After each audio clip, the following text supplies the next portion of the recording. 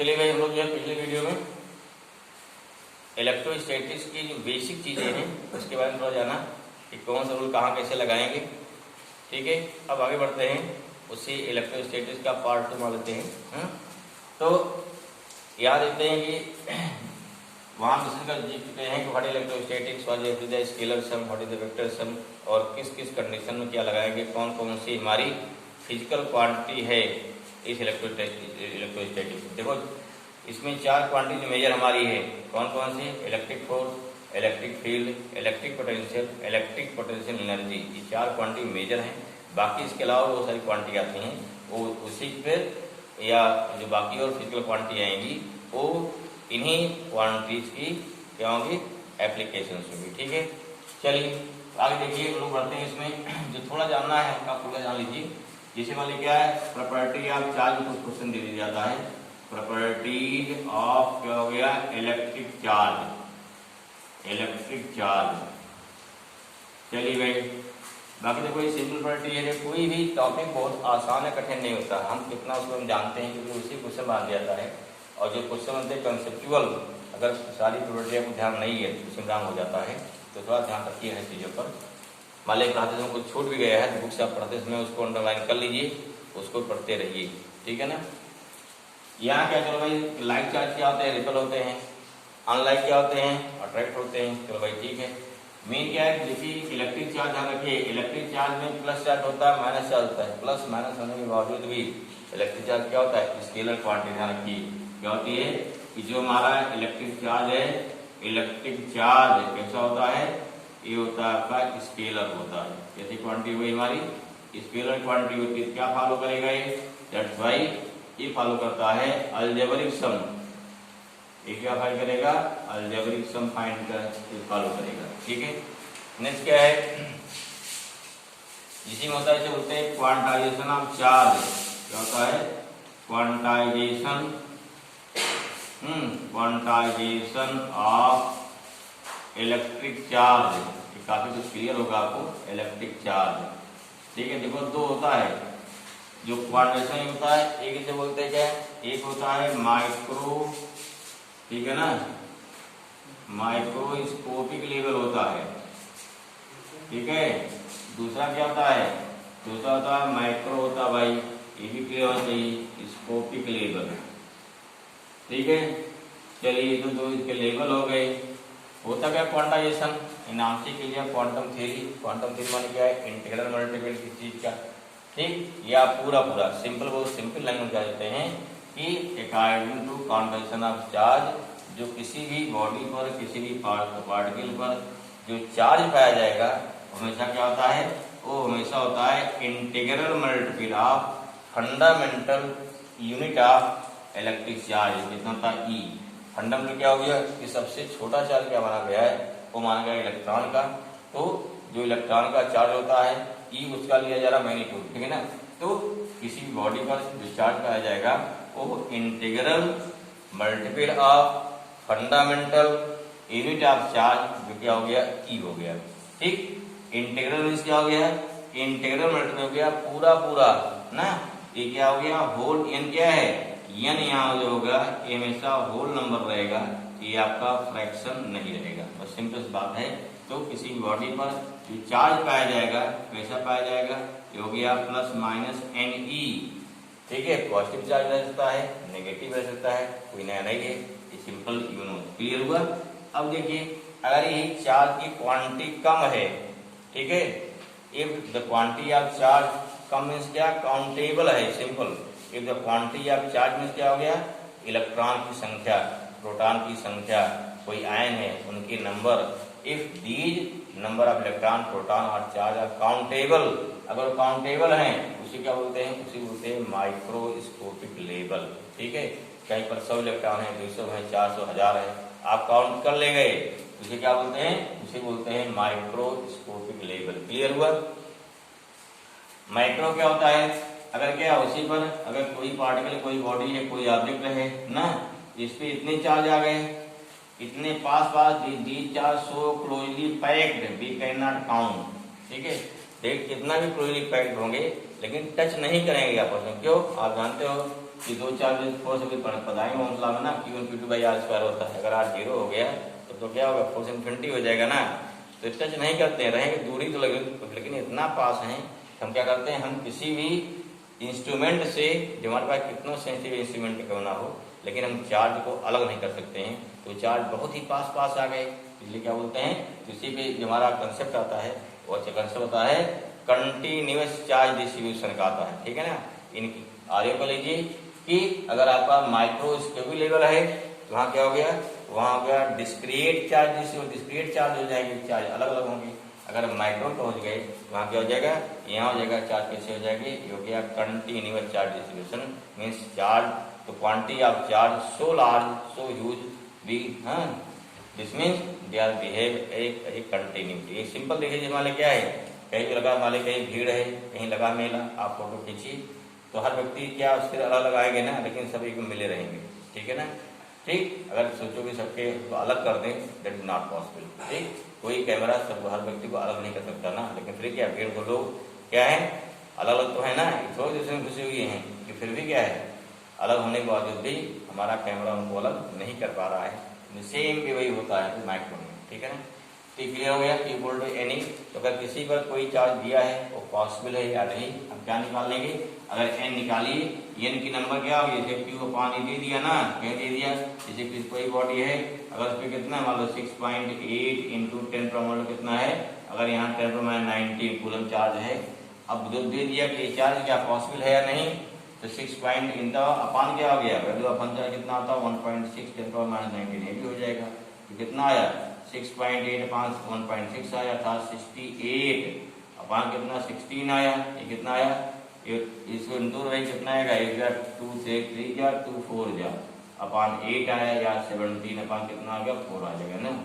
जिसमें स्वाट कि हमारा क्या कितना आ गया, यहाँ फ्रैक्शन आ गया, अगर फ्रैक्शन आ गया तो quantitation of charge 6.8 into 10⁻19 coulomb charge is not possible, ये चार्ज पॉसिबल ही नहीं है, किसी बॉडी पर हम इतना चार्ज नहीं दे सकते हैं, ठीक है। इसके बाद क्या हुआ कि ऐसा नहीं किसी बॉडी पर सभी चार्ज एग्जिस्ट करते हैं, ठीक है। जो चार्ज एग्जिस्ट करेंगे वो कितने चार्ज होंगे, वही charge 1 electron 2 electron 10 electron 100 electron means integral multiple of E के होता है, ठीक है। Simple I hope this clear कि प्लस माइनस एनी क्या है, प्रोटॉन है प्लस हो जाएगा और इलेक्ट्रॉन है क्या हो गया माइनस हो जाएगा। बाकी ए मीनिंग होगी आपकी माइक्रोस्कोपिक, क्या हो गया माइक्रोस्कोपिक। यहाँ क्या हो गया, यहाँ डिस्क्रीट चार्ज सिस्टम रहेगा, यहाँ क्या रहेगा हमारा, यहाँ रहेगा कंटिन्यूअस चार्ज सिस्टम रहेगा, ठीक है। कंटिन्यूअस चार्ज डिस्ट्रीब्यूशन इसमें सुना होगा 3 होता ना, linear charge distribution, surface charge distribution और क्या है नेक्स्ट क्या होता है हमारा वॉल्यूम चार्ज डिस्ट्रीब्यूशन। और इन्हीं चार्ज डिस्ट्रीब्यूशन पे क्वेश्चन ज्यादा आते हैं, जेईई में पूछे जाते हैं, ठीक है, क्योंकि चार्ज डिस्ट्रीब्यूशन देने पर उनको कई चीजें क्या हो जाता है, क्या हो जाता है ना।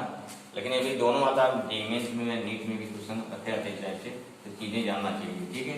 एक क्वांटाइजेशन चार्ज हो गया, तीसरा क्या बोलते हैं, जैसे बोलते हैं कंजर्वेशन ऑफ चार्ज, ठीक है, क्या होता है कंजर्वेशन ऑफ चार्ज। ये देखो कंजर्वेशन क्या है, simple electric charge can not be created और डिस्ट्रॉयड, ठीक है। Electric charge can not be created और destroyed, it only transfer from one particle of one object to another object, ठीक है। तो क्या माना जाएगा, electric charge can not be destroyed, it can transfer. देखिए इसी वजह की मान लिया ऑब्जेक्ट ए हो गया, ये ऑब्जेक्ट बी हो गया, ठीक है।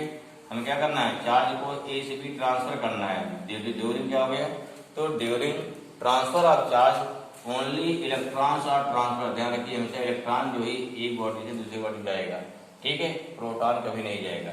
हाँ, स्टार्टिंग क्या था, जैसे अगर कोई पार्टिकल या कोई सिस्टम कोई एटम या कोई मान लिया ऑब्जेक्ट या अगर वो न्यूट्रल है, यहाँ number of proton equal to क्या हो गया नंबर ऑफ इलेक्ट्रॉन होगा, इसलिए क्या दोनों प्रोटॉन प्रोटॉन और इलेक्ट्रॉन इक्वल होते हैं, इसलिए क्या होता है इस पर कोई चार्ज नहीं, चार्ज इतना जीरो हो जाता है। लेकिन अगर इलेक्ट्रॉन ट्रांसफर हुआ, ये ध्यान देना है कि जिस ऑब्जेक्ट से इलेक्ट्रॉन ट्रांसफर होगा दैट ऑब्जेक्ट गेटिंग क्या हो गया पॉजिटिव चार्ज। मान लो इलेक्ट्रॉन ट्रांसफर हुआ यहाँ पर, यहाँ से जा रहा इलेक्ट्रॉन ट्रांसफर किया, ठीक है, क्या आएगा पॉजिटिव चार्ज आएगा, ठीक है। ये ऐसे क्या बोलते हैं, और इसी बोलते हैं डिफिशियंसी, क्या बोलेंगे डिफिशियंसी ऑफ इलेक्ट्रॉन बोलेंगे, ठीक है। और जहां पहुंचेगा यहाँ पहुंचेगा इलेक्ट्रॉन, यहाँ एक्सेस हो जाएगा, इसे बोलते हैं यहाँ क्या हो जाएगा, इट है नेगेटिव चार्ज। और यहाँ क्या बोलते हैं, यहाँ बोलेंगे एक्सेस ऑफ इलेक्ट्रॉन। क्या हो गया, एक्सेस ऑफ इलेक्ट्रॉन हो गया। इसमें क्या हुआ, अगर कहीं पर नेगेटिव चार्ज है तो वहाँ इलेक्ट्रॉन की अधिकता है, कहीं पर पॉजिटिव चार्ज है तो वहाँ इलेक्ट्रॉन की कमी है। ये सिंपल कंसेप्ट है, ठीक है। और वो इलेक्ट्रॉन कहीं बाहर से उस पर आया हुआ है तो वहाँ नेगेटिव चार्ज हो गया, जहाँ से जाएगा वहाँ क्या हो जाएगा, वहाँ पर पॉजिटिव चार्ज हो गया। तो इसके वजह कंसेप्ट है कि नेगेटिव कब होगा, कब पॉजिटिव होगा, कैसे क्या उसमें चेंज हो रहा है, ये बहुत क्लियर होना चाहिए। इसलिए दिया तो किसी ऑब्जेक्ट क्या है, किसी अगर दे दिया किसी ऑब्जेक्ट पर क्या हो गया 6.4 इंटू 10 पावर क्या हो गया -16 कूलम, क्या नेगेटिव चार्ज है। कितना है, अगर नेगेटिव हो गया इसको नहीं, उस ऑब्जेक्ट पर क्या है इलेक्ट्रॉन एक्सेस में होंगे। क्यों, क्योंकि चार्ज यहाँ क्या हो चुका है, नेगेटिव हो चुका है। कितने इलेक्ट्रॉन एक्सेस में है तो निकालना आसान है। इक्वल टू क्या होता है, एन ही होता है। अब यहाँ देखो हमें एन चाहिए, बस एन का नंबर चाहिए, इसलिए क्या हो गया, एन कितना हो गया यहाँ पे, यहाँ हो गया 6.4 इंटू क्यू पानी हो जाएगा ना, क्या हो जाएगा क्यू अपॉन ई, यह हो गया 6.4 इंटू 10⁻16 अपॉन 1.6 माइनस कितना हो गया 19 ना, तो कितना 16 4 जाएगा इंटू हो गया -16 प्लस 19 जो हो गया 4 इंटू 10⁻3। इतने इलेक्ट्रॉन क्या होंगे इसके एक्सेस होंगे। ठीक है, ऐसे क्वेश्चन मिलते, बेसिक चीजें हैं, आप पहले पढ़ भी चुके हैं इसको, तो इतना जानते होंगे। देखिए ऐसे बोलते हैं कि कंजर्वेशन चार्ज हो गया, conservation of charge, quantization of charge. ठीक है, बाकी का स्केलर क्वांटिटी है वो क्या होती है, उसका होता है अलजेब्रिक सम होता है। These are the basic property of electric charge होता है, इसको जानते रहिए। और भी कुछ प्रॉपर्टी है बताया तो आप वो भी लर्न होना चाहिए, जब भी क्वेश्चन पूछा जाए उसके बेस पर आंसर दे सकेंगे। ठीक है, चलिए अब आते हैं नेक्स्ट पे, नेक्स्ट पे आते हैं। हाँ, नेक्स्ट होता है इलेक्ट्रिक फोर्स। देखिए शुरू होता है आपका इलेक्ट्रिक फोर्स। इलेक्ट्रिक क्या हो गया, फोर्स हो गया। ठीक है, इसमें इलेक्ट्रिक फोर्स क्या होता है, इसमें क्या था कूलम लॉ क्या होता है, कूलम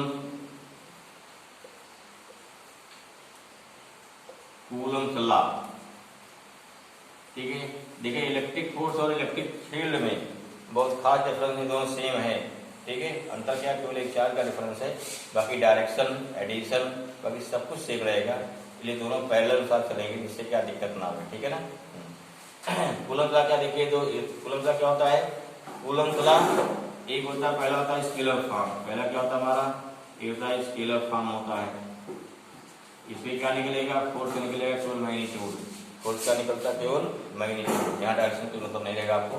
क्या सिंपल क्या होता है, दो चार्ज होंगे आपके ना, Q1 होंगे Q2 होंगे, r डिस्टेंस होंगे, तब अगर दोनों सेम चार्ज है रिपल्सन, अगर दोनों क्या है अनलाइक चार्ज है तब क्या होता है अट्रैक्शन होता है। एक फोर्स कितना होता है, दिस फोर्स इक्वल टू होता है Q1। ठीक है, या क्या डायरेक्टली होता है ना प्रोपोर्शनल टू Q1 Q2, और इनवर्सली कितना होता है r स्क्वायर, या F कितना proportional to Q1 Q2 by r square.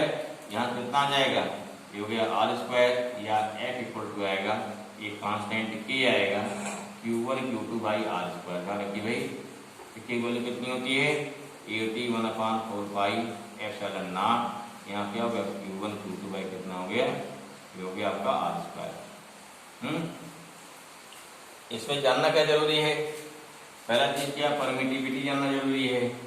Value कितनी इसकी होती है 8.85 या कहीं से दिया जाता है, क्या 8.85 या 8.86 अप्रोक्सीमेट। क्या हो गया 10 पावर मास कितना होगा 12। कई बार पूछा जाए इसकी यूनिट क्या होती है, यूनिट क्या हो जाएगी, इसकी यूनिट हो जाएगी कूलम स्क्वायर अपॉन क्या होता है न्यूटन मीटर स्क्वायर। डायमेंशन निकाल सकते हैं आराम से ना, डायमेंशन भी निकाल सकते हैं। ठीक है, जैसे हमारा डायमेंशन क्या हो जाएगा, अगर डायमेंशन निकालना है तो इसका coulomb square upon newton meter square है। कूलम माने क्या होता है, अरे I equal to Q upon T होता है, Q इक्वल टू क्या हो जाएगा I इंटू टी हो जाएगा। तो Q माने क्या, I माने एम्पियर इंटू टी का होल स्क्वायर हो गया। न्यूटन क्या हो गया MLT माइनस 2 हो गया, इंटू मीटर क्या हो जाएगा L पावर 2 हो जाएगा, या A पावर 2 T पावर 2। ठीक है, यहाँ कितना हो गया M L power 3 T minus 2 कितना हो गया M L minus 3 T⁴ E⁴ के दिस डायमेंशन। ये कोई चीज निकाली, इग्नोर नहीं करना उसको, ठीक है। 12th में पढ़ाया नहीं पढ़ाया नोबल में, यहाँ क्या हर चीज निकाल तो चेक कर लीजिए, डायमेंशन किसी क्या किसी वैल्यू आ गई चेक कर लीजिए एक बार, आप कंफर्म कहाँ निकालना को आ रहा है, ठीक। नहीं वाले एग्जाम पूछ लिया वहीं फंस जाता मामला। चलिए फिलहाल क्लियर हुआ, कितनी वैल्यू इसकी आ गई, ये हमारा एफ की वैल्यू आ गई कितना 1/4πr, ठीक है। और क्या ऐसी माता भाई जो हमारी होती है परमिटिविटी, थोड़ा कंसेप्ट जान लीजिए इसका, कहीं बार मिलता रहेगा, ठीक है। जो हमारी क्या है इसे बोलते हैं परमिटिविटी, क्या बोलते हैं इसे फ्री स्पेस, इसे बोलते हैं परमिटिविटी ऑफ मीडियम, इसे बोलते हैं relative permittivity. What is physical meaning, physical meaning of permittivity, देखो नाम से क्या है परमिट कर रहा है किसको, इलेक्ट्रिक फील्ड लाइंस को, लिसनिंग क्या है एक परमिट कम करता है। कोई मीडियम देखिए, मीडियम जो है क्या करता है, मीडियम इलेक्ट्रिक फील्ड लाइन को जाने से रोकता है, ठीक है ना। या क्या करते हैं परमिटिविटी क्या शो करती है, the inverse capacity of medium या द इनवर्स कैपेसिटी या द कैपेसिटी ऑफ मीडियम जो होगी क्या है to hindrance the passing of electric field lines through it. कैसे, थोड़ा समझ लीजिए तो क्लियर हो जाए क्या बोलना चाह रहे हैं। नेट जो हमको दिमाग में गरीब सा है कि कितनी कैपेसिटी है, तो कुछ कैपेसिटी क्या पॉजिटिव में होती है, कुछ नेगेटिव में होती है। अगर कैपेसिटी नेगेटिव में हो गई उल्टा हो जाएगा फिर उसका ना, जैसे अगर मान लो कंडक्टर हो गया, क्या हो गया, मतलब कोई कंडक्टर है, ठीक है, जैसे आयरन हो गया या एल्यूमीनियम जो भी है, तो कंडक्टर से इलेक्ट्रिक फील्ड लाइन पास हो जाती है, इलेक्ट्रिक फील्ड लाइन बिल्कुल नहीं पास होती है। इलेक्ट्रिक फील्ड लाइन कंडक्टर के अंदर से नहीं पास होती है। जैसे क्या इसमें क्या हमारा मीडियम क्या किया, इसने इलेक्ट्रिक फील्ड लाइन को पूरा रोक दिया, ठीक है। वही मैग्नेटिक फील्ड लाइन क्या होती है, कंडक्टर से बढ़िया पास होती है। मैग्नेटिक फील्ड लाइन जिसमें आयरन है, आयरन फील्ड लाइन क्या पास होती है और डिपेंड करता है कंडक्टिव मटेरियल पे ना, डाया है, पैरा है, फेरो जो भी है। लेकिन फिलहाल क्या है कि इलेक्ट्रिक फील्ड लाइन चाहे जो कंडक्टर उससे बिल्कुल नहीं पास होगी। वही जो इंसुलेटर है, जैसे मान लीजिए वाटर हो गया या और कोई दूसरी इंसुलेटर लीजिए, ठीक, वाटर इंसुलेटर माने ये भी कंडक्टर ही है, ठीक है। लेकिन प्योर जो वाटर होता है वो इंसुलेटर होता है। ध्यान रखिए, अगर लेके प्योर वाटर, ठीक है ना, जो प्योर H2O फॉर्म होगा वो होता है इंसुलेटर। लेकिन जो लोग जो पानी पीते हैं ये क्या होता है, ये होता है हार्ड वाटर, ये आपका कंडक्टर होता है, ठीक है। तो वो क्या होता है, देखिए वो कितना, उसके लिए क्या है 81 टाइम ज्यादा होता है, क्या बोलते हैं वैक्यूम से, ठीक है। अर्थात क्या है इलेक्ट्रिक फील्ड लाइन पास कर रहा है। वहीं वैक्यूम जो पूरा इंसुलेटर है, अगर बात करते हैं किसकी, वैक्यूम की, ये पूरा इंसुलेटर है, तो ये क्या है electric field line maximum pass कर रहा है। अर्थात जितना रेयर मीडियम होगा उतने ज्यादा इलेक्ट्रिक फील्ड लाइन को पास करेगा, जितने क्या कंडक्टिव पहुंचेंगे। अगर इंसुलेटर है तो इलेक्ट्रिक फील्ड लाइन को पास करता है, अगर मान लीजिए क्या है कंडक्टर है तो पास नहीं करता है। तो कौन से मीडियम कितना पास करेगा, सबसे अधिक कौन पास करता है, फ्री स्पेस, उसके बाद कौन है बाकी और मीडियम वाले हो जाएंगे। हमारा क्या कंडक्टर क्या है बिल्कुल नहीं पास करता। I hope this is clear. इसलिए क्या बोलते हैं the inverse capacity of an medium to passage electric field lines through it is known as, क्या हो गया, तो उसे बोलते हैं permittivity of that space, that medium. यहाँ क्या हो गया हमारा, यहाँ हमारा फ्री स्पेस है, कितनी इसकी कैपेसिटी होती है निकाल दिया ना, ये कितना होता है 8.85 इंटू 10 पावर कितना होता है माइनस, कितना होता है ये होता है 10 पावर माइनस 12 होता है, ठीक है, -12 कितना हो जाएगा भाई, ये बन गया coulomb square upon newton to meter square. अब अगर कोई मीडियम है क्या निकालना है, मीडियम कैपेसिटी कितनी होगी, वो हमारा इसके तुलना में माने क्या हो गया फ्री स्पेस की तुलना में कितना ज्यादा तो डिपेंड करेगा मीडियम पे, ठीक है। अगर बात करते हैं रिलेटिव परमिटिविटी, यहाँ क्या होता है, ये होता है दिस डिफाइंड है ratio of permittivity of medium to permittivity of क्या हो गया फ्री स्पेस, ठीक है।